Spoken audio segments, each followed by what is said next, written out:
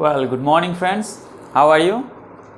आशा करता हूँ आप लोग 67 बीपीएससी के लिए भी अच्छे तरीके से मेहनत कर रहे होंगे। बहुत कम टाइम समय बचा है, so study hard and smart. So हम लोग पहले पिछले वीडियोस में इंडियन पॉलिटी के सीरीज स्टार्ट करा है, जिसमें पॉलिटी के बेसिक स्ट्रक्चर्स के बारे में हमने बात की कि ये पॉलिटी का जो अस्तित्व अभी आया संविधान का, वो कैसे आया। हम लोग उसी सीरीज़ में अभी बातचीत कर रहे हैं। अभी बहुत जल्द एक ऑब्जेक्टिव का भी स्टार्ट कर रहे हैं हम लोग सीरीज़, जिसमें प्रीवियस ईयर का जो बीपीएससी में पूछा गया है, वो 67 का जो एग्ज़ाम होने वाला है, उसके पॉइंट ऑफ व्यू से बहुत ही इम्पॉर्टेंट है। आप लोग जिनका तैयारी हो चुका है, एक बार आप देख लें। उसमें ऑब्जेक्टिव जो है हम लोग इस पर डिस्कस करेंगे और ईयर वाइज डिस्कस करेंगे। जैसे 66 का अभी पहले डिस्कस करेंगे, फिर 65 का करेंगे एंड सो ऑन, ताकि हम लोग बूस्ट हो सकें इस सब्जेक्ट्स में पर्टिकुलरली। तो हम लोग एक तरफ से ये सीरीज भी स्टार्ट है और दूसरे तरफ से इसका ऑब्जेक्टिव भी ख़त्म करते हैं, ताकि जल्दी से पॉलिटी का पैकेट ऑफ एनर्जी हमारे पास हो जाए। So welcome to BPSC academy of excellence, आपका चैनल, और thank you for subscribing the channel so very well. And चलिए आज स्टार्ट करते हैं आपसे हम लोग अपना polity lecture.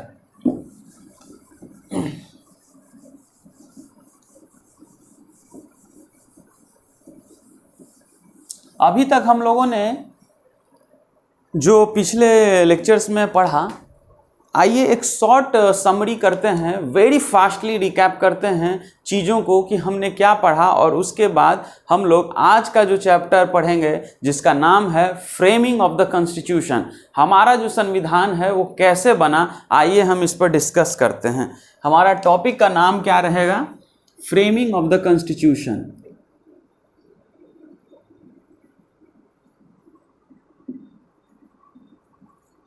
Framing of the constitution।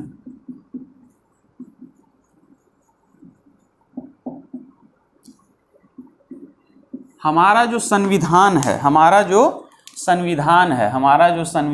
है ये कैसे बना, इसका रूपरेखा कैसे तैयार हुआ, हम इसके बारे में आज डिस्कस करेंगे। तो आइए जल्दी से हम लोग देख लेते हैं कि हम लोगों ने क्या क्या अभी तक पढ़ा। देखिए, आपको मालूम होगा कि सन 1600 में ईस्ट इंडिया कंपनी हमारे देश में आती है, और इसको जो चार्टर ग्रांट किया जाता है, वो कौन ग्रांट करता है? Charter is granted by queen Elizabeth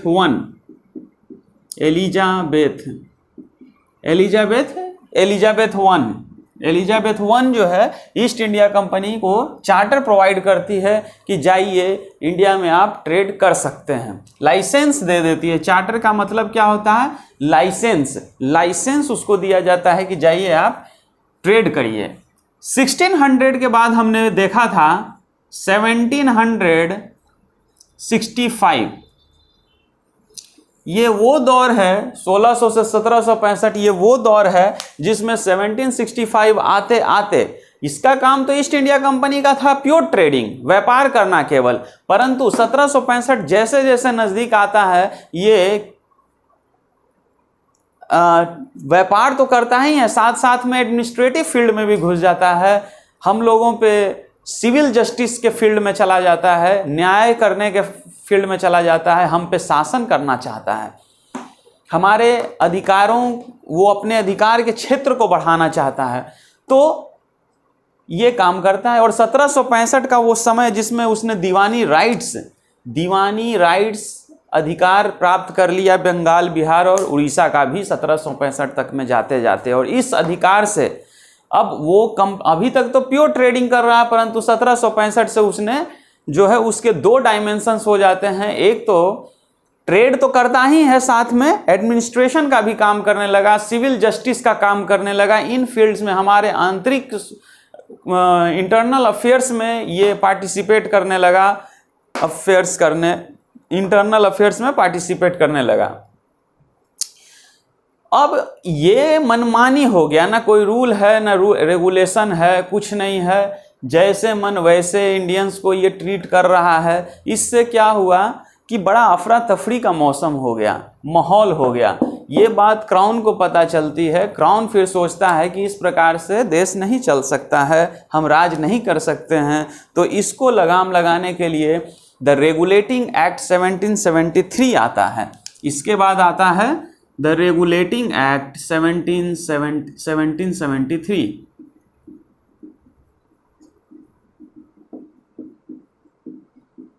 1773 आता है, ताकि ये पहली बार रिकॉग्नाइज करता है कि आपका पॉलिटिकल क्षेत्र क्या है, आपका एडमिनिस्ट्रेटिव क्षेत्र क्या है, आप किस तरह से ट्रेड करेंगे, किस तरह से एडमिनिस्टर करेंगे। ये चीज़ पहली बार रिकॉग्नाइज करता है क्राउन और एक नियम लाता है इसको कंट्रोल रेगुलेट करने के लिए। इसीलिए इसका नाम पड़ा रेगुलेटिंग एक्ट 1773। तो बहुत सारे किताबों में आप ये पढ़ेंगे कि जो द कंपनी रूल, जो कंपनी है उसने शासन किया और उसके बाद क्राउन ने शासन किया। तो आप पढ़ेंगे कि द कंपनी रूल 1773 से 1858 तक किया गया और जो क्राउन है वो 1858 से 1947 तक करता है। अब इसका मतलब समझें। एक्चुअली कंपनी तो शासन असली मायने में करने लगा था 1765, ये असली रूल करने लगा 1765 में। चूंकि इसके लिए एक नियम लाया गया द रेगुलेटिंग एक्ट 1773, जिसके तहत अब वो जो भारतीय लोगों को किस प्रकार से शासन करेगा ये नियम बताया गया 1773 का। इसलिए हम कहते हैं कि जो कंपनी रूल है 1773 से 1858 तक करा। पर क्या हुआ ऐसा कि 1858 से क्राउन ने ले लिया? तो यही सिंपली है कि 1857 की वो क्रांति, सैन्य विद्रोह, बहुत सारे प्रॉब्लम्स क्रिएट हो गया और उसके बाद क्राउन को ये समझ में आ गया। क्राउन क्या है, बार बार मैं क्राउन कह रहा हूँ, ये इंग्लैंड की महारानी की बात हो रही है, वहाँ का जो राजा महाराजा होता है उसकी बात हो रही है, इंग्लैंड सरकार की बात हो रही है, उसको द क्राउन कह रहे हैं, ताज। तो उन्होंने कहा कि अब मैं डायरेक्ट रिस्पॉन्सिबिलिटी लेती हूँ या लेता हूँ, क्यों, चूंकि उस समय क्यों लेती हूँ तो या लेता हूँ, तो जो भी क्राउन है वहाँ पर, तो उन्होंने ऐसा फैसला किया 1858 में कि भाई अब हम डायरेक्ट रिस्पॉन्सिबिलिटी मेरा है कि अब हम जो है डायरेक्ट शासन करेंगे इंडियंस पर, अब आपका रोल नहीं रहेगा। इसलिए 1858 से जब तक आज़ादी मिलती है ये द क्राउन ही, इंग्लैंड सरकार 1858 से 1947 ब्रिटेन सरकार हम पर राज करती है। करेक्ट। इसमें हमने ये चीजें देख ली। अब आती है बात इसके बाद जो है हमारा पूरा का पूरा संविधान देखिए 1947 तक पहुंच गए। इसके बाद जो है मेन चीजें हैं, हमने देखा कि 1930 से लेकर 1950 तक भारत ने एक बहुत बड़ा बदलाव देखा। भारत ने बहुत बड़ा बदलाव इस 1930 से 1950 के बीच में देखा। आप मुझे बता सकते हैं कि कौन कौन सा बदलाव देखा गया? ये सब डिस्कस हो चुका है। क्विक 2-3 मिनट के अंदर में समाप्त करते हैं, फिर अगला जो हम लोग अभी स्टार्ट करेंगे उसके बारे में देखेंगे। देखिए 1934, देखिए मैं बता रहा हूं और इसके साथ साथ याद करने का तरीका भी बता रहा हूं कि आप हमेशा दिमाग में रखिए हमेशा याद रखिए गवर्नमेंट ऑफ इंडिया एक्ट 1935। इसको अगर आप याद रखते हैं तो आपको ये नंबर हमेशा याद रहेगा। इसी से एक साल पहले लीजिए 1934, इसमें M.N. रॉय ये बताते हैं कि भाई अपना एक कंस्टिट्यूएंट असेंबली होना चाहिए, संविधान सभा होना चाहिए, ऐसा ये आइडिया प्रपोज करते हैं 1934 में कांग्रेस के सामने में। और ठीक एक साल बाद 1935 में कांग्रेस एक्सेप्ट कर लेता है और डिमांड करता है कंस्टिट्यूएंट असेंबली का अंग्रेजों के सामने। कांग्रेस बोले तो INC, इंडियन नेशनल कांग्रेस की बात होती है, इंडियन नेशनल कांग्रेस, वो डिमांड करता है 1935 में। चलिए 1935 के बाद 1938, 3 साल बाद सर पंडित जवाहरलाल नेहरू जी वो क्या कहते हैं कि ठीक है, हमको इंडियन नेशनल कांग्रेस के तरफ से अंग्रेजों को कहते हैं कि ठीक है, हमको तो चाहिए कंस्टिट्यूएंट असेंबली, लेकिन एक ऐसा कंस्टिट्यूएंट असेंबली चाहिए जिसमें बाहरी कोई इंटरवेंशन ना हो, बाहरी हस्तक्षेप ना हो। ये 1938 में आ गया। तो ये चीज़ें सर दिमाग में रन कर रही है। गुड। 1938 हो गया। 1938 के बाद हमने क्या पढ़ा? 1938 के बाद में हमने पढ़ा कि किस प्रकार से 1939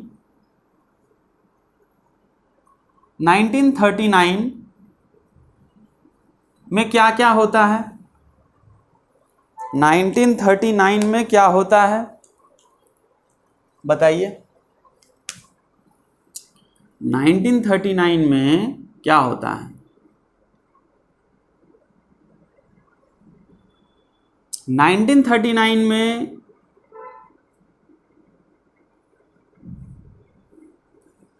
क्या होता है बताइए।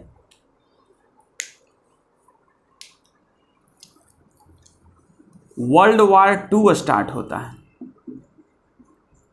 और ये 1945 तक चलता है। आपको ये सब स्टडी कराया गया है, बताया जा चुका है। 1939 में वर्ल्ड वार स्टार्ट हो जाता है 1939 में, और 1945 में वर्ल्ड वार एंड हो जाता है। तो वर्ल्ड वार एंड हो जाता है, फिर क्या होता है? वर्ल्ड वार 2 जो है सितंबर में 1 सितंबर को स्टार्ट होता है, जहाँ पे जो जर्मनी है वो पोलैंड पे अटैक कर देता है, और 2 दिन बाद 3 सितंबर को 1939 में ब्रिटेन जो है वो जर्मनी पर अटैक कर देता है, जिसके वजह से वर्ल्ड वार हमारा चालू हो जाता है। हमने ये भी देख लिया। तो उसके बाद जो है जब वार स्टार्ट हो जाता है तो क्या होता है कि उसको वार में ज़बरदस्ती खींचता है इंडियंस को।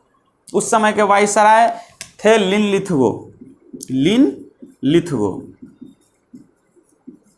ये वायसराय थे। ये बिना इंडियंस को पूछे इंडियंस को धकेल देते हैं वार में। तो बिना इंडियन लीडर्स, जो मेजरली इंडियन नेशनल कांग्रेस उस समय था, मुस्लिम लीग था, किन्हीं को पूछा नहीं और इंडियंस को युद्ध में धकेल देता। ये बात कांग्रेस वालों को अच्छी नहीं लगी, किन्हीं को अच्छी नहीं लगी, और उन्होंने कुछ कंडीशंस रखे कि भाई हमें सेंटर में कुछ तो दो, सेंटर में हम शासन इमीडिएट इफेक्ट से हमको दो, संविधान सभा हम बना सकें, ऐसा परमिशन दो, ऐसा ग्रांट करो, वार के बाद हम ऐसा कर सकें। परंतु उस समय लिन लिथगो वायसराय थे, उन्होंने मना कर दिया कि नहीं, ऐसा नहीं हो सकता है। तो फिर इस बात से नाराज हो गए। दिसंबर 1939 जब देखे कि नहीं, कांग्रेस वाले देखे कि नहीं मानेगा, तो दिसंबर 1939 में जो है कांग्रेस मिनिस्ट्री से रिजाइन करने लगे, कहे कि हम तुम्हारा वार में सपोर्ट नहीं करेंगे। ऐसा होने लगा। अब जाकर फिर अगले साल 1940 का समय आता है। 1940 में 2 महत्वपूर्ण चीज़ें हुई। हमने क्या पढ़ा 1940 में 2 चीज़ें महत्वपूर्ण हुई। एक तो हुआ सर कि कांग्रेस सेशन होता है। कांग्रेस सेशन झारखंड में एक जगह है, रामगढ़ सेशन हुआ था, कांग्रेस सेशन हुआ था। उस समय मौलाना अबुल कलाम आज़ाद उसके चेयरमैन थे। उन्होंने ये बात पूरे सब मतलब कि कांग्रेस जो सेशन हुआ उसमें जो आउटकम आया वो ये आया कि भाई हमें अब आज़ादी से कम 1 इंच भी नहीं चाहिए, अब हमको पूर्ण आज़ादी चाहिए, इसके लिए अब हमको काम करना है। और उसी समय दूसरा द मुस्लिम लीग ने एक रेजोल्यूशन पास किया कि मुस्लिम स्टेट हमको बनाया जाए। 2 नेशन थ्योरी का बात हो गया एक तरह से, और उन्होंने पाकिस्तान का डिमांड का चीज़ रख दिया कि हमें अपना भाई मुस्लिम स्टेट बनाया जाए, मेजरली नॉर्थ वेस्ट स्टेट्स में, नॉर्थ वेस्ट एरिया में और ईस्टर्न स्टेट में, ईस्टर्न पोर्शन में हमको चाहिए। 1940 में ये हो गया। उसके बाद इतनी चीज़ें हो गई, आप जान गए 1940 में। Okay, very good. 1940 का समय सर बीत गया। अब क्या आएगा? 1940s का समय चला गया। 1940 का समय हो गया, कांग्रेस सेशन हो गया, मुस्लिम लीग हो गया, नहीं माना।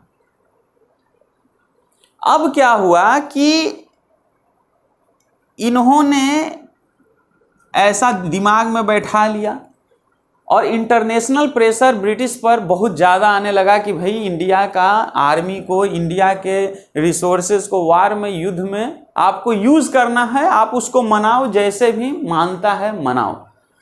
तो लिनलिथगो जो वायसराय था शुरू में नहीं मान रहा था, उसको भी समझ में आया कि बिना कुछ किए ये लोग, भारतीय लोग नहीं मानेंगे। तो इन्होंने क्या किया कि एक सोचा, दिमाग लगाया कि क्यों नहीं ऐसा करते हैं, क्यों नहीं इनको हम ऑफर दें, कुछ ऑफर देकर इनको समझाने की कोशिश करते हैं, शायद मान जाए। तो उसके लिए क्या हुआ, 1940 का समय है, हम लोग यहाँ तक पहुँच गए हैं। अब आज का क्लास जो है रियली में यहाँ से स्टार्ट होता है। अगस्त ऑफर, इसको बोलते हैं अगस्त ऑफर। इसी को बोलते हैं लिनलिथगो ऑफर।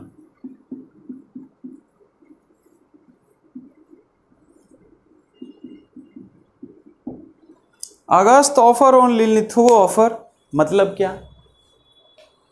एक्चुअली ये अगस्त महीना में, 1940 के अगस्त महीना में आया था ऑफर, इसीलिए अगस्त ऑफर बोलते हैं, इसको लिनलिथगो ऑफर भी बोलते हैं।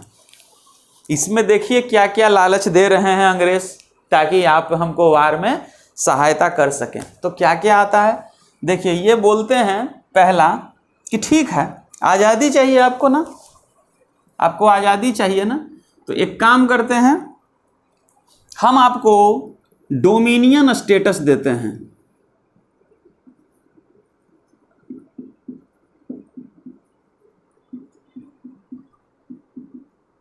इंडिया को कह रहा है कि डोमिनियन स्टेटस ले लो, हम देते हैं। ये डोमिनियन स्टेटस का मतलब क्या है? डोमिनियन स्टेटस का मतलब वो पूरी तरीके से आज़ादी की बात नहीं कर रहे हैं। वो डोमिनियन स्टेटस का मतलब है जैसे कॉमनवेल्थ कंट्रीज है, कॉमनवेल्थ, उसमें आप पार्टिसिपेट करिए ना करिए आपकी इच्छा, इस तरह से बहुत सारे उसमें चीज़ें हैं। तो वो कुछ साफ साफ नहीं बताते हैं आज़ादी को लेकर, वो एक कहते हैं इंडिया है जो डोमिनियन स्टेटस के रूप में हम आपको देते हैं, आपको दे देंगे, ऐसा बोलते हैं। उसके बाद जो है और बोलते हैं वो, और क्या बोलते हैं कि चलिए भाई, आप कंस्टिट्यूएंट असेंबली की बात कर रहे हैं, कंस्टिट्यूएंट असेंबली की बात कर रहे हैं, हम आपको प्रोवाइड कर देते हैं कंस्टिट्यूएंट असेंबली, मेनली इंडियंस उसमें रहेंगे। ये क्या बोलता है कि मेनली इंडियंस रहेंगे उसमें, मेनली इंडियंस रहेंगे, आप अपना कंस्टिट्यूएंट असेंबली बनाइए, मेनली इंडियंस रहेंगे। और क्या बोलता है, और ये अगस्त ऑफर या लिनलिथगो ऑफर और क्या बोलता है, और क्या प्रोवाइड करता है? और प्रोवाइड करता है कि चलिए भाई, एक कंडीशन भी लगाता है साथ में कि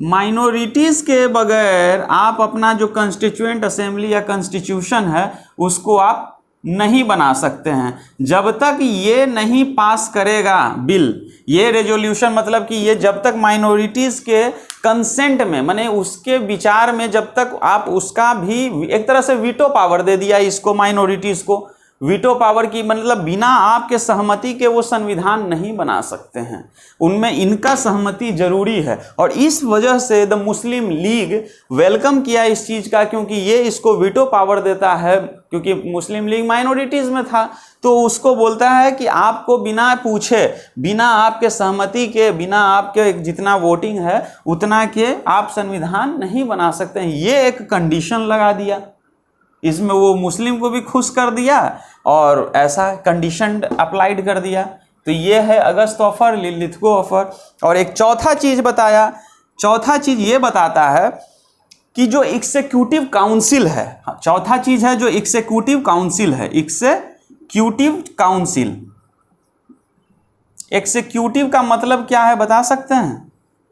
एग्जीक्यूट करना, जैसे पुलिस है, या जैसे कि आपको जो एक्सिक्यूट का मतलब क्या, नियम कानून व्यवस्था को जो बना रहा है और उसके बाद उसका पालन करवा रहा है और कर रहा है, जो पालन कर रहा है उसका जो पालन करवा रहा है मतलब तो उसका एक काउंसिल होता है, एग्जीक्यूटिव काउंसिल।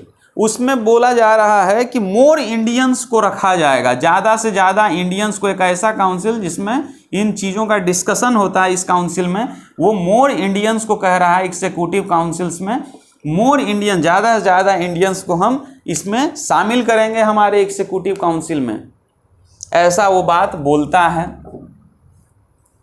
तब इसका रिएक्शन क्या होगा भाई? इसका रिएक्शन क्या होता है कि जो कांग्रेस कहता है कि ये क्या दिए हो डोमिनियन स्टेटस, आजादी की बात तो पूरी तरीके से समझ में नहीं आ रहा है हमको। कंस्टिट्यूएंट असेंबली जिसमें मेनली इंडियंस है, भैया ये मेनली क्या है? मेनली का मतलब है कि इसमें तुम्हारा सब आदमी भी रहेगा। मेनली मतलब कि इंडियंस भी है, तुम लोग भी शामिल है, मतलब ये भी हमको ढंग से दिया नहीं तुम।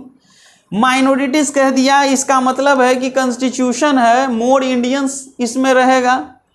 ये सॉरी, माइनॉरिटीज का बगैर संविधान आप बना नहीं सकते, मतलब कि आप हमको इस पे डिपेंड कर दिए। और ये एग्जीक्यूटिव काउंसिल में कह रहे हैं कि मोर इंडियंस रहेगा, मतलब कि मेरे काम का अभी कुछ भी इसमें दिए नहीं है, इसमें कुछ भी दिए नहीं है। तो इंडियन नेशनल कांग्रेस ने समझा है कि ये तो बेवकूफ़ बना रहा है। हालांकि मुस्लिम लीग को खुशी हुआ क्योंकि वो विटो पावर इसको एक तरह से दे रहा था माइनॉरिटीज़ को। तो नेहरू जी इसमें बोलते हैं, नेहरू जी क्या कहते हैं कि जो डोमिनियन स्टेटस है, ये जो डोमिनियन स्टेटस है, इसको उन्होंने कहा डेड एज डोरनेल, डेड एज डोरनेल। ये कोई मतलब इसका हमको नहीं लग रहा है, यही नेहरू जी बोले कि it is as dead as doornail. तो आपको ये याद रखना है, ऑब्जेक्टिव्स में ये कभी कभी पूछा जाता है कि डेड एज डोरनेल, जो dominion status as a dead as doornail किसके द्वारा कहा गया? तो पंडित जवाहरलाल नेहरू के द्वारा कहा गया। और इंडियन नेशनल कांग्रेस ने इसको रिजेक्ट कर दिया, कहा कि ये कोई सही चीज़ हमारे लिए नहीं है, इससे हमारा कुछ नहीं होगा। तो उन्होंने कहा कि नहीं, ये हम लोग एक्सेप्ट नहीं करेंगे इसको। 1940 में अगस्त ऑफर भी रिजेक्ट हो गया। समझ में आई बात? चलिए ठीक है भाई, कोई बात नहीं। 1940 में अगस्त ऑफर भी रिजेक्ट हो गया। उसके बाद समय आता है, अब अंग्रेज सोचा, ऊपर से प्रेशर उसको लगातार आ रहा है कि क्या करें। तो उसके बाद एक क्रिप्स ऑफर आता है। उसके बाद 1942 में एक क्रिप्स ऑफर आता है।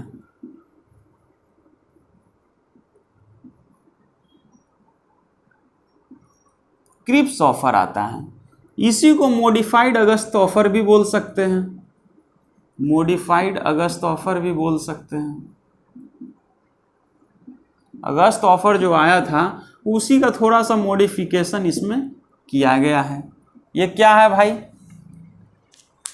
उन्होंने एक लालच दिया फिर से कि भाई उनको मनाओ, वो मानेंगे नहीं। वो क्राउन को समझ में आ गया क्योंकि वॉर में ज़रूरी है और ये लोग मान नहीं रहे थे, तो बोले कि चलो दो उसको कुछ और जो मांग रहा है कुछ दो।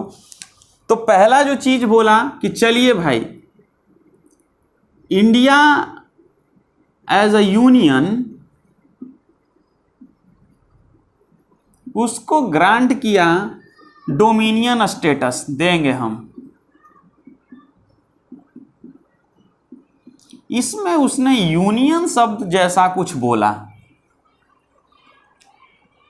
लेकिन उसको बोल रहा है कि डोमिनियन स्टेटस देंगे। वो फिर आज़ादी की पूरी बात नहीं कर रहा है।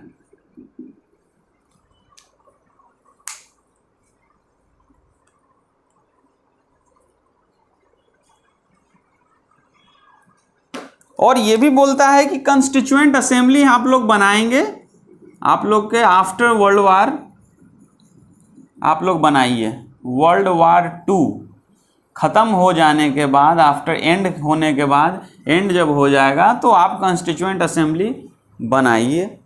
इसमें अच्छी बात ये रही कि उसने मेनली इंडियंस नहीं बोला, इस बार उसने बोला कि आप कॉन्स्टिट्यूएंट असेंबली आपका बन जाएगा, उसमें इंडियन केवल रहेगा ऐसा जिक्र नहीं, आपके द्वारा ही ये कॉन्स्टिट्यूएंट असेंबली बनेगा, ये बात उसने बोला। तीसरा क्या बताया, कंडीशन एक लगा दिया फिर से। क्या कंडीशन लगाया कि भाई ये यूनियन जो है, हमारा कंट्री जो यूनियन बता रहा है, सब जो मिल के इसमें रहना चाहता है वो इसके साथ आ जाइए, और जो इससे अलग होना चाहता है वो अलग हो जाइए। इसका तो एक संविधान बन रहा है, आप अगर अलग होके अपना संविधान बनाना चाहते हैं तो आप लोग अपना अपना संविधान भी बना सकते हैं। अभी भी अंग्रेज की नियति यहाँ दिखती है कि वो कंप्लीटली देने में कितना दिक्कत उनको हो रहा है। वो ऐसी बातें करते हैं कि पूरा कंट्री जो है यूनियन है, इंडिया है, लेकिन इसमें से जिस देश, जिसको भी प्रोविंसेस को, प्रिंसली स्टेट को, चाहे जिनको भी इसके अंदर आना है वो आ सकते हैं, जिनको जाना है जाइए, जिन अपना संविधान बनाना है अपना संविधान बनाइए, इनमें रहना चाहते हैं तो इनमें रहिए, ऐसी बातें करता है वो।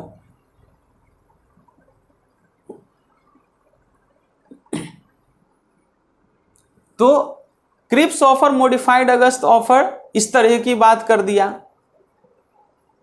और एक और बात बोलता है कि जो डिफेंस है, जो मेरा डिफेंस है वो हम आपको नहीं दे सकते हैं, अभी डिफेंस हमारे हाथ में रहेगा। वो डिफेंस को भी हैंड ओवर नहीं कर रहा है अभी फिलहाल, इसमें डिफेंस की बात वो नहीं करता है। वो कहता है कि डिफेंस हम आपको अभी नहीं दे सकते हैं, डिफेंस हमारे हाथ में ही रहेगा। तो गांधी जी बोलते हैं भाई सुनो, गांधी जी कहते हैं कि ये जो तुम दे रहे हो वो हमको क्या दे रहे हो, India as a union dominion status फिर लगा दिए भाई। तुम after world war 2 constituent assembly बनाओ, ये तो अच्छी बात बोल रहे हो इस बार, चलो, लेकिन ये यूनियन बोल रहे हो कि भारत तो यूनियन ठीक बात है, लेकिन तुम कह रहे हो कि अलग अलग, इससे निकल के कोई भी कुछ भी बना सकता है, अपना अपना सब संविधान बना सकता है, ये क्या बात आप कर रहे हो। और दूसरा फिर डिफेंस की भी बात आप अभी दे ही नहीं रहे हो। तो इसको उन्होंने बोला post dated check, post dated check. Post dated check का मतलब क्या है, ऐसा चेक जिसका कोई काम है क्या, चेक का टाइम ही बीत गया, कोई मतलब है क्या उस चेक का। तो ये बाद की सब कहानी आपकी है, आप बाद में हमको ऐसा ऐसा करेंगे, अभी हमको कुछ भी आप नहीं दे रहे हैं। इसलिए कभी कभी ऑब्जेक्टिव में आएगा कि किन्होंने पोस्ट डेटेड चेक बोला, तो गांधी जी ने बोला था post dated cheque, Cripps offer और मॉडिफाइड अगस्त ऑफर को। तो हम लोग 1942 में सर ये कहानी हुई और ये भी फेल हो गया, क्रिप्स ऑफर भी फेल हो गया, ये नहीं चल पाया। ओके, 1942 का भी समय ओवर हो गया, अब क्या करें भाई। इस तरह से जद्दोजहद चलती रही अंग्रेज की कि किसी तरह मान जाएं, परंतु भारतीय लीडर्स भी कुछ कम नहीं थे और उन्होंने नहीं घुटने टेके। और फिर जब क्या हुआ, समय बीतता चला गया, 1945 का समय आया जब वर्ल्ड वार ख़त्म हो चुका था।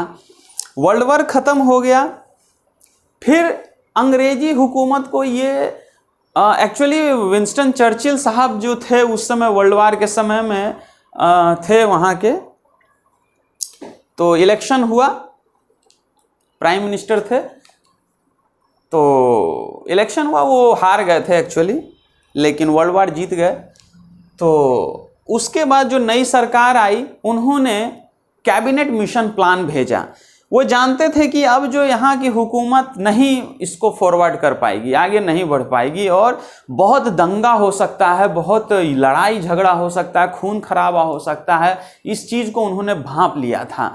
इसलिए वो मुल्क को छोड़ते छोड़ते एक नियम कानून का सेट, रूल्स रेगुलेशन का सेट, इस वे में कि फ्यूचर में इस प्रकार का चीज़ें ना हो, उन्होंने इन चीज़ों को बनाने का सोचा। इन्हीं सबको सोच की आगे जब हम बात करेंगे तो कैबिनेट मिशन प्लान भेजा गया।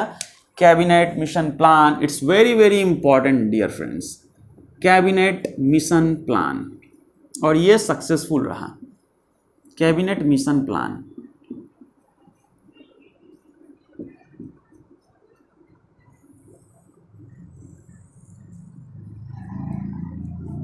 ये 1946 में कैबिनेट मिशन प्लान इंडिया आता है और फिर चालू होता है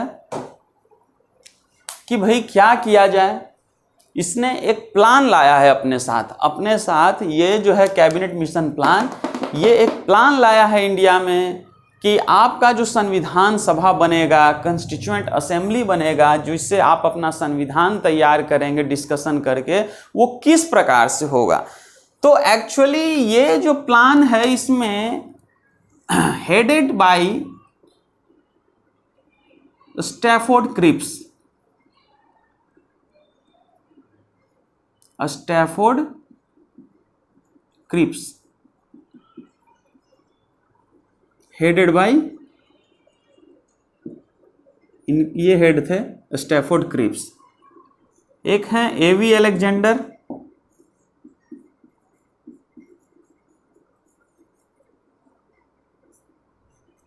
और एक और हैं कोई, स्टैफोर्ड क्रिप्स हैं, एवी अलेक्जेंडर हैं, और एक पैट्रिक लॉरेंस हैं, पैट्रिक लॉरेंस।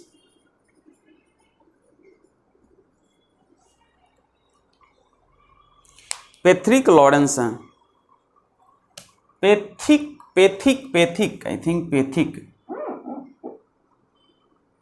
Pethick Lawrence. तो ये तीन व्यक्ति हैं, स्टैफोर्ड क्रिप्स, एवी अलेक्जेंडर और पैथिक लॉरेंस। ये तीन व्यक्ति का ग्रुप आता है और ये मिशन को लेकर आता है, और इस पे क्या डिस्कशन होगा आइए देखते हैं। इन्होंने एक प्रपोजल लाया है इंडियंस के सामने में कि भाई आपकी जो कंस्टिट्यूएंट असेंबली होगी ना, कंस्टिट्यूएंट असेंबली, सीए से लिखते हैं कंस्टिट्यूएंट असेंबली, कल के वीडियो में बताया था मैंने, इसमें 389 मेंबर्स रहेंगे, 389 मेंबर्स रहेंगे, और ये दो तरीके से बंटेगी।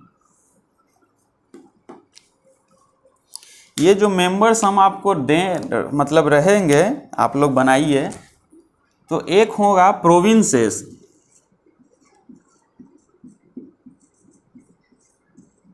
और एक है प्रिंसली स्टेट्स, प्रिंसली स्टेट्स। नाम से ही पता चल रहा है, प्रिंस राजकुमार वाला टाइप चीज लग रहा है, रजवाड़ा टाइप का हो गया, और प्रोविंस है जैसे सेंट्रल प्रोविंस, इस तरह का बहुत सारा प्रोविंसेस में बटा हुआ था उस समय। तो बोला गया कि ये भैया पार्टली नॉमिनेट करो, इसको नॉमिनेशन करेगा, नॉमिनेशन से आएंगे यहाँ पर, और इसमें इलेक्शन करो, पार्टली इलेक्टेड, इलेक्टेड है, इलेक्टेड, और ये पार्टली नॉमिनेटेड। क्या है इसका मतलब जी? और इसमें मेंबर्स है 93, और इसमें मेंबर्स हैं 296। इन दोनों को जोड़िए, देखिए कि आता है कि नहीं। 389, 296 और 93 कितना है? 389 आ गया, करेक्ट है। तो याद करने का मैं ट्रिक भी बता दे रहा हूं, ये लास्ट वाला और इधर का शुरू वाला है 93 दिख रहा है, इसमें 93 डालिए और 389 में से इसको घटा दीजिए, 296 आएगा। ये सब ट्रिक भी है साथ में। तो ये constituent assembly cabinet mission plan ये बोलता है कि आप एक कंस्टिट्यूएंट असेंबली बनाएं जिसमें 389 मेंबर्स होगा। उनका प्लान है जिसमें दो भागों में बटा हुआ इंडिया, प्रोविंसेस और प्रिंसली स्टेट्स। तो प्रिंसली स्टेट्स मतलब कि ऐसे रजवाड़े जहां पर अंग्रेजों का रोल नहीं था इनको शासन करने में। हालांकि जो क्राउन है वो तो सभी, अंग्रेज तो पूरे के पूरे सभी पे राज करते हैं, लेकिन इनका एक अपना दायरा बना हुआ है, अपना जागीर बना हुआ है, वहां पर ये इनका राज चलता है, इनकी अफेयर्स चलते हैं, जिसमें ब्रिटिश अपना हस्तक्षेप नहीं करते हैं। तो उसमें क्या है कि इसको नॉमिनेट करने के लिए बोला गया कि आप आ जाइए या किसी को नॉमिनेट कर दीजिए, 93 मेंबर्स हम आपको देते हैं, आप अपने से आ जाइए। और प्रोविंसेस में क्या हुआ, जो ब्रिटिश प्रोविंसेस उस समय हुआ करता था, उसमें क्या हुआ कि आपको इलेक्शन होगा, उसमें जैसे बहुत सारे हैं, जैसे कि मान लीजिए इंडियन नेशनल कांग्रेस है, द मुस्लिम लीग है, इस तरह से और छोटी छोटी पार्टियां भी हैं। वो इलेक्शन होगा, जो जीतेगा उसके अनुसार से ये जो कॉन्स्टिट्यूएंट असेंबली बनेगा उसमें वो मेंबर्स चुने जाएंगे। तो ये जैसे कि proportional representative system, PRS, single transferable vote, ये सब चीज़ें होती हैं।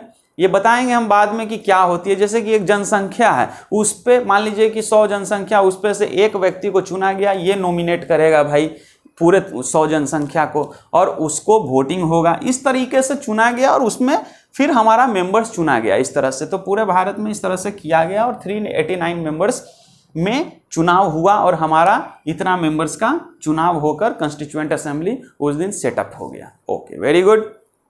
अब क्या होता है, इतनी बातें हो गई। अब देखिए,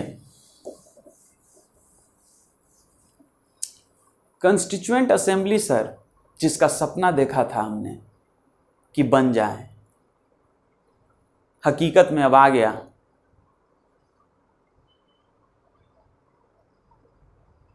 वो समय आ गया जब हमने ये सपना देखा था कि कॉन्स्टिट्यूएंट असेंबली का वो हो जाए और हम अपने नियम कानून बना सकें। वो सपना हमने देखा था। तो मान लीजिए कि ये पार्लियामेंट जैसा है, इसमें एक माननीय स्पीकर जो रहते हैं, चेयरमैन जो रहते हैं, और यहाँ पर अभी स्पीकर कब होगा, चेयरमैन कब होगा, वो सब बताएंगे बाद में। यहाँ लोग बैठे हुए हैं, सदन टाइप का है। तो ये जो पूरा का पूरा डिस्कशन होता है, यहाँ कैसे कैसे चीज़ें, चुनाव होगा, मतलब कोई सब्जेक्ट्स दे दिए आपको, वो क्या भारत के नियम कानून को बनाने में वो चीज़ सही है कि नहीं, तो सभी लोग उसमें बताएंगे कि भाई कितने लोग इसके समर्थन में हैं, कितने असमर्थन में हैं। उसके अनुसार से अगर वो चीज़ें समर्थन में गया तो चलो भैया ये नियम बन गया। इस प्रकार की चीज़ें अब होने वाली हैं और इसी का सपना हमने देखा था। और अब वो चीज़ें देखिए कैसे मूर्त उसको जो है रियलिटी में शेप ले रहा है।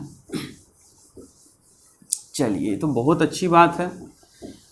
तो सब वोटिंग हुआ, इलेक्शन हुआ, सब मेंबर्स बन गए। उसके बाद जो है कॉन्स्टिट्यूएंट असेंबली का जो वो पहला मीटिंग दिल्ली में होता है 9 दिसंबर 1946। 9 दिसंबर 1946 ये वो पीरियड है सर जब कॉन्स्टिट्यूएंट असेंबली का पहला, बोल सकते हैं कि कॉन्स्टिट्यूएंट असेंबली जो पहली बैठक हुई, फर्स्ट सेशन जो हुआ, वो 9 दिसंबर 1900, पहली जो मीटिंग हुई कॉन्स्टिट्यूएंट असेंबली की, जो पहली मीटिंग दिल्ली में हुई 9 दिसंबर 1946 को होता है। 9 दिसंबर 1946 को होता है दिल्ली में। गुड। फर्स्ट कॉन्स्टिट्यूएंट असेंबली जो बैठी वो 9 दिसंबर 1946 को बैठती है। अब ये तो बैठ गया सर, 9 दिसंबर 1946 को बैठ गया, है ना, वेरी गुड। उसके बाद क्या होता है, बैठ गया और उस दिन बोला गया कि भाई अब ये पूरे हॉल है, इसमें लोग बैठ गए, अब डिस्कशन करना है तो किसी को तो हेड बनाना पड़ेगा, तभी तो बातें चीत हो सकता है। वो कहेगा बैठ जाइए, आप गलत बोल रहे हैं, पहले बैठिए, कोई तो समझाने वाला, कोई तो हेड हो। तो जो सबसे ओल्डेस्ट पर्सन थे डॉक्टर सच्चिदानंद सिन्हा। डॉक्टर सच्चिदानंद सिन्हा, इनको टेम्पोररली प्रेसिडेंट बना दिया गया। प्रेसिडेंट का मतलब अध्यक्ष बना दिया गया। डॉक्टर सच्चिदानंद सिन्हा को वो उस असेंबली का जो पहला 9 दिसंबर 1946 को बैठक हुई, उसमें डॉक्टर सच्चिदानंद सिन्हा को बैठा दिया गया। कहा गया कि आप अभी बनिए और फिर जब चुनाव हो जाए तो उसके बाद हम लोग अपना प्रेसिडेंट यानी अध्यक्ष चुन लेते हैं। अभी फिलहाल के लिए आप बन जाए तो ये बन गए डॉक्टर सच्चिदानंद सिन्हा। इसके बाद क्या हुआ, चुनाव होता है, चुनाव होता है, उसके बाद जो है चुनाया जाता है। तो उसमें क्या होता है बताइए, उसमें जब चुनाव हुआ तो उसमें प्रेसिडेंट चुने गए, अध्यक्ष चुने गए कौन, डॉक्टर राजेंद्र प्रसाद। डॉक्टर राजेंद्र प्रसाद जी को प्रेसिडेंट चुना गया और वाइस प्रेसिडेंट किनको चुना गया। प्रेसिडेंट तो पूछा जाता है क्वेश्चन, कौन थे भाई कॉन्स्टिट्यूएंट असेंबली में जो प्रेसिडेंट बने थे, अध्यक्ष बने थे, वो कौन थे, डॉक्टर राजेंद्र प्रसाद। आपको वाइस प्रेसिडेंट कौन बने थे बताइए। एक थे वीटी कृष्णमाचारी, वीटी कृष्णमाचारी,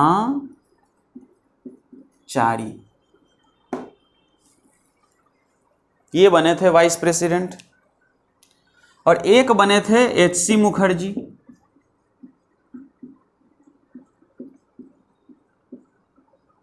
ये एच से क्या है हरीश, सी से है चंद्र, हरीश चंद्र मुखर्जी और वीटी कृष्णमाचारी।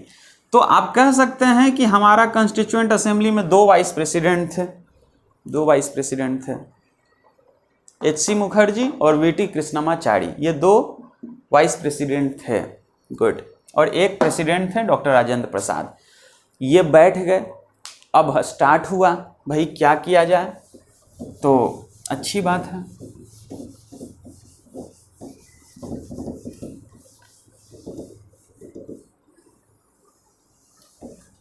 नौ दिसंबर 1946 को पहला कॉन्स्टिट्यूएंट असेंबली बैठ गया, पहला मीटिंग हो गया 9 दिसंबर 1946 को। पहला मीटिंग जो है 9 दिसंबर 1946 को हो गया। सर हम लोग 9 दिसंबर 1946 तक तो पहुंच गए। 4 दिन बाद 13 दिसंबर 1946 को कुछ हुआ। कॉन्स्टिट्यूएंट असेंबली में पास होता है क्या, प्रेजेंट क्या होता है, क्या प्रेजेंट हुआ उस दिन, objective resolution, objective resolution, objective resolution prepared and drafted by, prepared and drafted by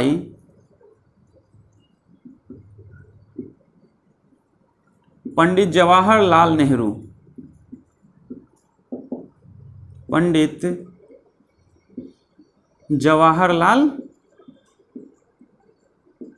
Nehru, Pandit Jawaharlal Nehru ji के द्वारा ये ऑब्जेक्टिव रेजोल्यूशन प्रिपेयर हुआ, पास हुआ, उस drafted bye Pandit Jawaharlal Nehru, objective resolution. तो हम कह सकते हैं कि जो पहला डॉक्यूमेंट अगर है, ये पहला डॉक्यूमेंट है कॉन्स्टिट्यूएंट असेंबली में जिसको पास किया गया, रखा गया, प्रस्ताव रखा गया, फर्स्ट डॉक्यूमेंट कह सकते हैं आप। तो ऑब्जेक्टिव रेजोल्यूशन होता क्या है भाई, क्या है ऑब्जेक्टिव रेजोल्यूशन? ऑब्जेक्टिव का मतलब क्या होता है, आपका टारगेट क्या है, रेजोल्यूशन का मतलब क्या होता है, संकल्प आपने क्या किया है, जो फाइनल चीजें आपके दिमाग में क्या है। तो इसको पढ़ के पूरा संविधान क्या बन रहा है, क्यों बन रहा है, कैसे बन रहा है और किसके लिए बन रहा है, अगर ये ना रहे तो क्या प्रॉब्लम आएगा, ये है तो क्या आपको फायदा है, ये सब चीज का जिक्र आपको इसमें आता है। तो ये prepared and drafted bye Pandit Jawaharlal Nehru और बिना प्रॉब्लम के ये पास हो गया था एक्चुअली। तो ऑब्जेक्टिव रेजोल्यूशन, आप जो प्रीएम्बल पढ़ते हैं that is the part of the objective resolution. Preamble जो हम पढ़ते हैं, preamble is the part of objective resolution. आपके क्लाइन याद रख सकते हैं कि जो प्रीएम्बल हमारा है, प्रीएम्बल के बारे में भी एक डिस्कशन होगा, तो प्रीएम्बल भी है, that is the part of the objective resolution. Objective resolution का ही हमारा पार्ट है ये प्रीएम्बल, उसमें इस चीज के बारे में डिस्कस होता है, करेक्ट। तो 9 दिसंबर 1946, उसके बाद 13 दिसंबर 1946 बातें सर हो गई, बातें हो गई, गुड। अब क्या, ऑब्जेक्टिव रेजोल्यूशन भी पास हो गया। अब क्या होगा बताइए?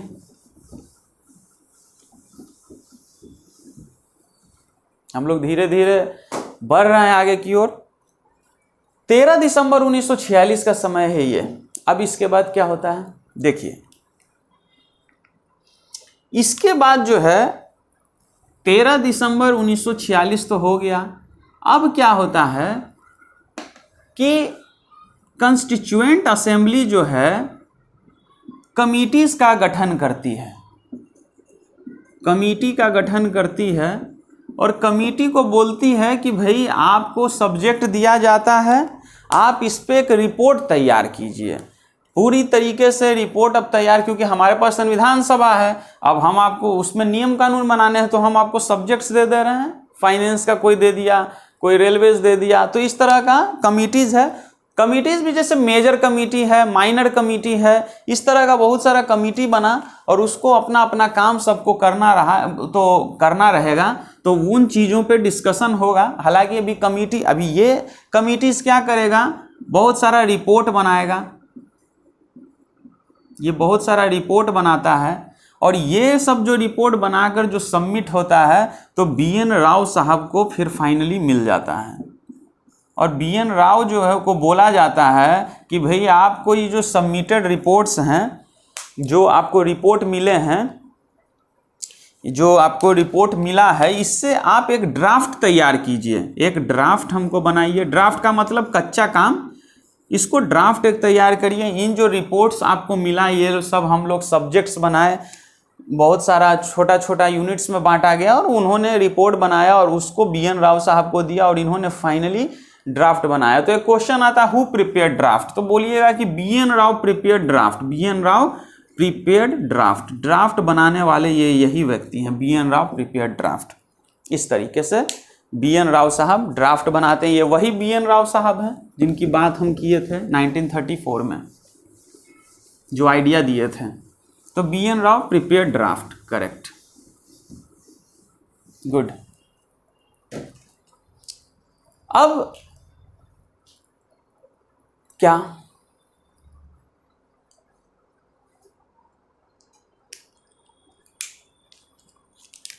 13 दिसंबर 1946, 4 दिन के बाद ये ऐसा हो गया सर। अब क्या,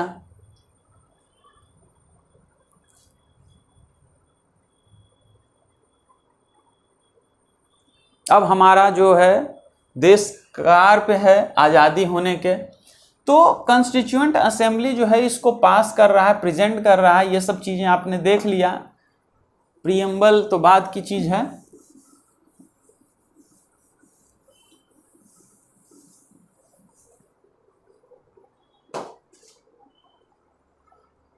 तो 9 दिसंबर हो गया, 13 दिसंबर हो गया सर।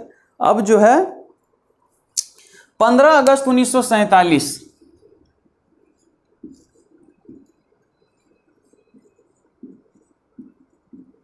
हमारा देश आज़ाद हो जाता है। We got our independence on 15 अगस्त 1947। लेकिन हमारा अभी संविधान पूरी तरीके से बना नहीं है सर।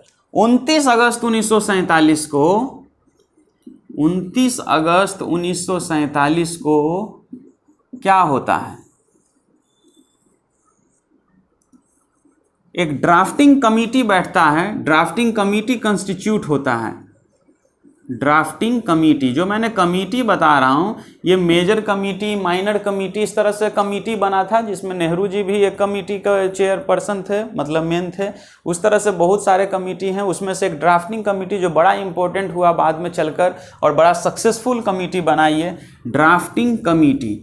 और अक्सर एग्जाम में पूछा जाता है कि इसके ड्राफ्टिंग कमिटी, तो याद रखिएगा एक अलग क्वेश्चन आता है, BN Rao prepared draft, BN Rao prepared draft. उन्होंने जो है कच्चा काम किया था, ये अलग चीज़ है, ये अलग पॉइंट है, BN राव प्रिपेयर्ड ड्राफ्ट। इस बात को ध्यान रखिएगा।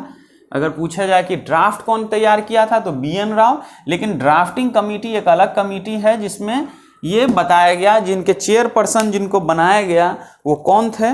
29 अगस्त 1947 की बात है। चेयरपर्सन कौन थे इसके, चेयरपर्सन कौन थे, बाबा साहब डॉक्टर भीमराव अंबेडकर। हम क्या लिखेंगे, doctor Bhimrao Ambedkar.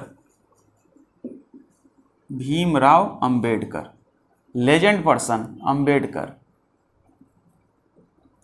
Baba Saheb doctor Bhimrao Ambedkar, doctor BR Ambedkar भी बोलते हैं। ये very talented person he was. तो चेयरपर्सन, ड्राफ्टिंग कमेटी के चेयरपर्सन डॉक्टर भीमराव अंबेडकर बनते हैं, करेक्ट। अब आ गया बात यहां तक। अच्छा, इसमें कभी कभी ये भी पूछा जाता है कि चेयरपर्सन तो ये बन गए, इनके साथ 6 और लोग थे शामिल। चेयरपर्सन तो बन गए, इसमें 6+1, तो एक तो हमारे चेयरपर्सन डॉक्टर भीमराव अंबेडकर और 6 बाकी लोग भी थे। तो कभी कभी वो 6 नाम में से कोई ऑब्जेक्टिव में पूछ लिया जाता है कि आप उसका नाम बताइए। तो एक शॉर्ट में आपको अगर याद करना हो तो आप बता सकते हैं उसका नाम एक्चुअली क्या होगा। एक सेकंड, नाम बता सकते हैं कि उसका नाम क्या होगा। ओके, तो बताइए कि क्या है। इनका नाम जो है 6 नाम है, 1 2 3 4 5 और 6 नाम बताना है। और एक तो ये हैं डॉक्टर भीमराव अंबेडकर, डॉक्टर भीमराव अंबेडकर, एक मेंबर तो ये हुए, टोटल 7 मेंबर होंगे। तो एक तो मेंबर कौन है, doctor Bhimrao Ambedkar, very good. कौन है ये मेंबर, ड्राफ्टिंग कमेटी। एक ड्राफ्टिंग कमेटी तैयार होता है जिसका काम था कि भाई आपको दिया गया है, आपको संविधान बनाना है। और ये जो व्यक्ति डॉक्टर भीमराव अंबेडकर हैं, यही फादर ऑफ द कॉन्स्टिट्यूशन है, आर्किटेक्ट ऑफ द कॉन्स्टिट्यूशन। अगर बोला जाए कि कौन पिता हैं तो ये डॉक्टर भीमराव अंबेडकर हैं, क्योंकि इन्होंने बहुत बड़ा काम किया जिसका संविधान में उल्लेख है। संविधान मतलब कि जो भी बना है इसमें बहुत बड़ा इनका रोल है डॉक्टर भीमराव अंबेडकर का। तो और एक दूसरे जो व्यक्ति हैं उनका नाम सबका बताइए कौन कौन है। दूसरा एक पहला जो एक और है doctor KM Munshi, doctor KM Munshi, doctor KM Munshi, ये एक है। और कृष्ण भगवान का नाम लीजिए, उस सब उसी में उसका आंसर लगभग मिलने वाला है। एक जैसे कि मान लीजिए हम बोले आपको कृष्णा स्वामी, कृष्णा स्वामी,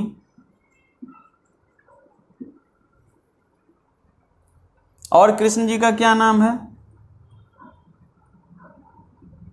गोपाला स्वामी,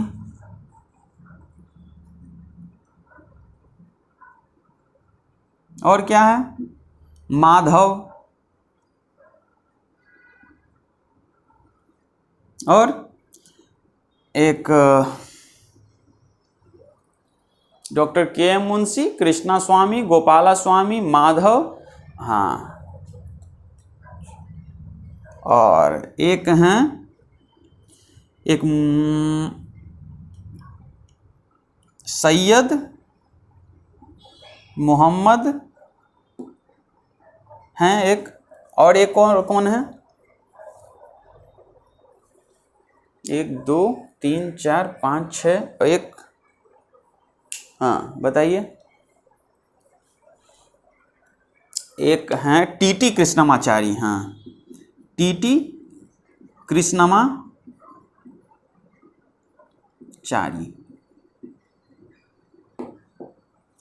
TT कृष्णमाचारी। तो देखिए doctor Bhimrao Ambedkar, doctor KM Munshi, Krishnaswamy, Gopalaswami, एक हैं माधव, माधव देखिए सैयद मोहम्मद, एक सैयद मोहम्मद हैं, TT कृष्णमाचारी है। इसके आगे और भी कुछ नाम है, परंतु आपको ऑब्जेक्टिव पॉइंट्स ऑफ व्यू से ये याद रखिए, कृष्णमा स्वामी, गोपाला स्वामी, माधव, सैयद मोहम्मद, TT कृष्णमाचारी, ये सब आपको ऑब्जेक्टिव में बड़ा काम आएगा। डॉक्टर KM मुंशी तो मिस्टर आगे लगा दीजिए सब में, मिस्टर ये सब हैं। तो ये सब मेंबर्स जो हैं इसके कॉन्स्टिट्यूएंट असेंबली में जो ड्राफ्टिंग कमेटी बैठा, चेयरपर्सन डॉक्टर भीमराव अंबेडकर के अलावा जो 6 व्यक्ति थे वो ये थे।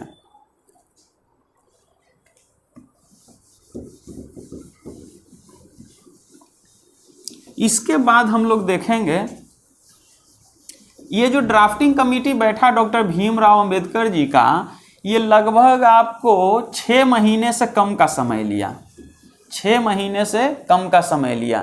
तो अब देखिए,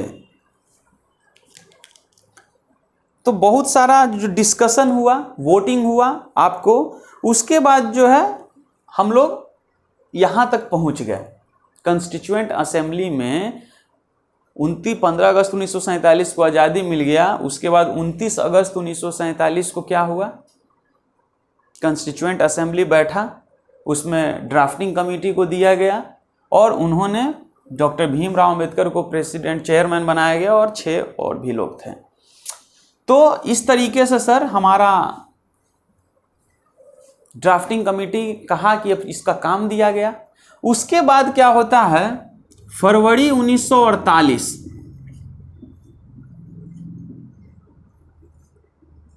से लेकर नवंबर 1949, फरवरी 1948 से लेकर नवंबर 1949 तक डिस्कशन होता है। क्या होता है, डिस्कशन होता है, वोटिंग होता है, उसके बाद बहुत सारा चीज बनता है, एक्ट बनता है, इस तरीके से आर्टिकल्स बनते हैं। तो इस तरह का सब उस कॉन्स्टिट्यूएंट असेंबली में लोग बैठे हुए हैं, टॉपिक्स दिया गया, उस पर डिस्कस किया गया कि भाई ये होना चाहिए कि नहीं होना चाहिए। और ऐसा डिस्कस करते करते फाइनली 26 नवंबर 1949 को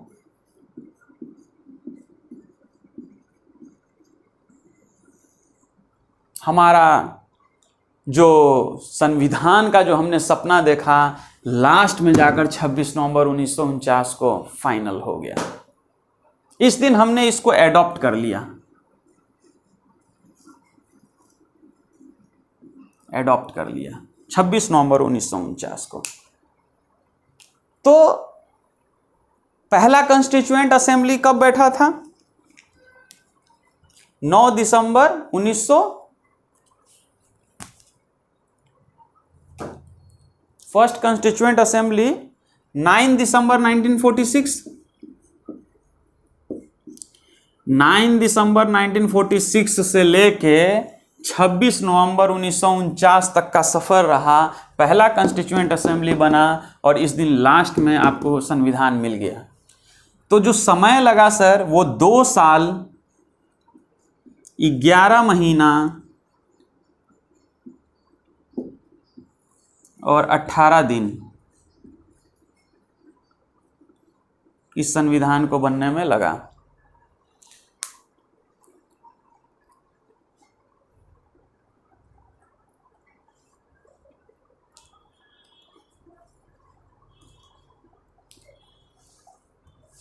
दो साल 11 महीना 18 दिन इस संविधान को बनने में लगा।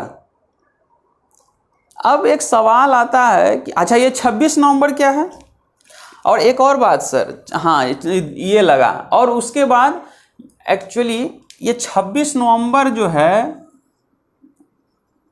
ये 2015 से इसको कॉन्स्टिट्यूशन डे भी बोलते हैं, कॉन्स्टिट्यूशन डे मनाते हैं हम लोग, ठीक है। 2015 से कॉन्स्टिट्यूशन डे बोलते हैं, 26 नवंबर को मनाते हैं।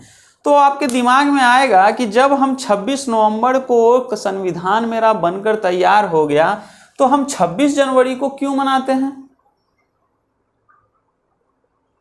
26 नवंबर को तो हमारा तैयार हो गया, तो हम 26 जनवरी को क्यों मनाते हैं? हम संविधान को आखिर क्यों मनाते हैं 26 जनवरी को?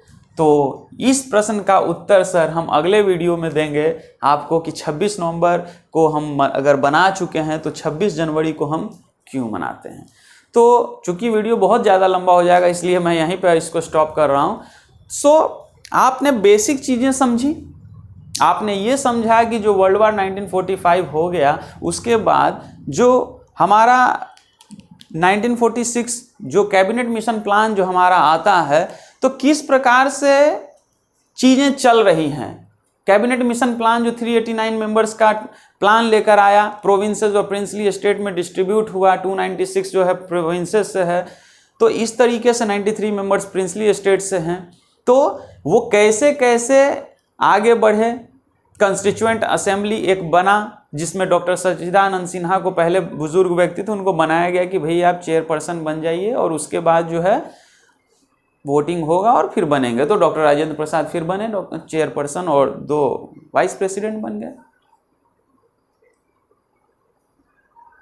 एक वीटी कृष्णमाचारी बन गए थे और एससी मुखर्जी बने। तो ये 2 चीजें हुई, 2 वाइस चेयरमैन बन गए हमारे, वाइस प्रेसिडेंट, 2 वाइस प्रेसिडेंट और एक प्रेसिडेंट बने कंस्टिट्यूएंट असेंबली में। वो फिर डिस्कशन हुआ, वोटिंग हुआ, इस तरीके से हो रहा था। 13 दिसंबर 1946 को कंस्टिट्यूएंट असेंबली रेजोल्यूशन पास करता है। कैसा भाई? ऑब्जेक्टिव रेजोल्यूशन, जो कि नेहरू जी बनाए। ऑब्जेक्टिव रेजोल्यूशन का मतलब क्या होता है? हमारा संविधान किस प्रकार का बनेगा, उसमें क्या क्या चीज़ें बातें होंगी।